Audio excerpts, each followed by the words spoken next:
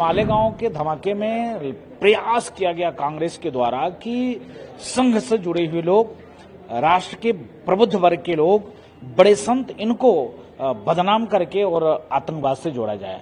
मालेगांव वाले बम धमाके में जिस प्रकार से प्रायोजित भगवा आतंकवाद को मढ़कर और सनातन संस्कृति, हिंदुत्व को बदनाम करने का साजिश किया गया, वो बेपर्दा हो गए लोग।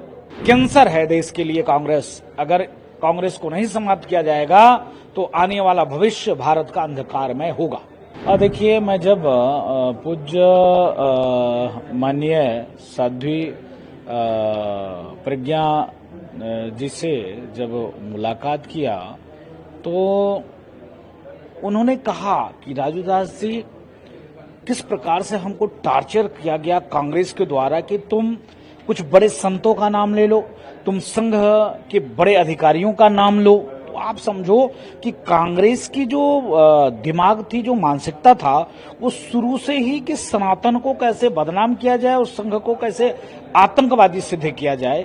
इसके नाते उस मालेगांव के धमाके में प्रयास किया गया कांग्रेस के द्वारा कि संघ से जुड़े हुए लोग, राष्ट्र के प्रबुद्ध वर्ग के लोग, बड़े संत, इनको बदनाम करके और आतंकवाद से जोड़ा जाए।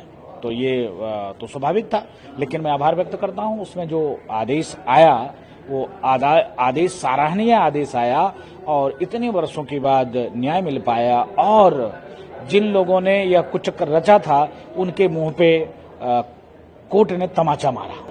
क्या लगता है कांग्रेस की दूषित मानसिकता का नहीं, देखिए कांग्रेस की शुरू से ही दूषित मानसिकता रही है। अगर कांग्रेस की दूषित मानसिकता नहीं होती तो धर्म के आधार पर देश का बंटवारा, और उसके बावजूद भी देश में तमाम मंदिरों को सरकार ने एक्वायर करके रखा है। मंदिर के विरोध में 16-17 कानून बना के रखे हैं। किसी मदरसे, किसी चर्च, किसी गिरजाघर, किसी मस्जिद के खिलाफ ऐसा है नहीं है।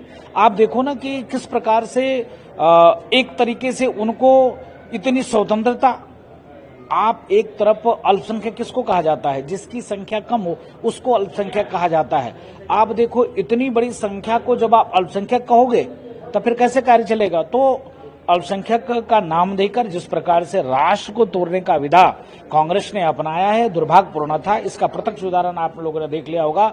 मालेगांव वाले बम धमाके में जिस प्रकार से प्रायोजित भगवा आतंकवाद को मढ़कर और सनातन संस्कृति, हिंदुत्व को बदनाम करने का साजिश किया गया, वो बेपर्दा हो गए लोग और आपके सामने दूध का दूध, पानी का पानी हो गया।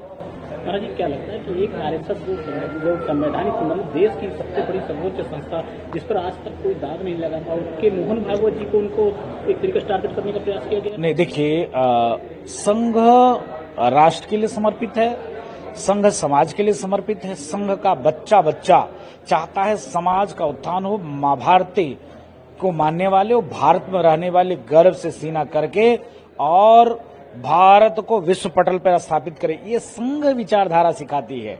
कांग्रेस की विचारधारा क्या था कि मालेगांव के मामले में संघ प्रमुख को भी लाया जाए, जिससे पूरे दुनिया में संघ की भी बदनामी हो, और कांग्रेस ये चाह रही थी। लेकिन मैं आभार व्यक्त करता हूं, जिन लोगों को पूछताछ के नाम पे बुलाया गया और उनको बंद कर दिया गया, टॉर्चर दिया गया, यातनाएं दिया गया। अब मैं जब सुनता हूं आंसू आ जाता है। प्रज्ञा ठाकुर को जब मैं सुनता हूं तो आंसू आ जाता है कि उस बहन की जीवन को बर्बाद कांग्रेसियों ने कर दिया, और इस प्रकार से बर्बाद किया कि आज क्या स्थिति है आप देख सकते हो। तो कांग्रेस की मानसिकता बहुत गंदी है। अगर कैंसर है देश के लिए कांग्रेस, अगर कांग्रेस को नहीं समाप्त किया जाएगा तो आने वाला भविष्य भारत का अंधकारमय होगा।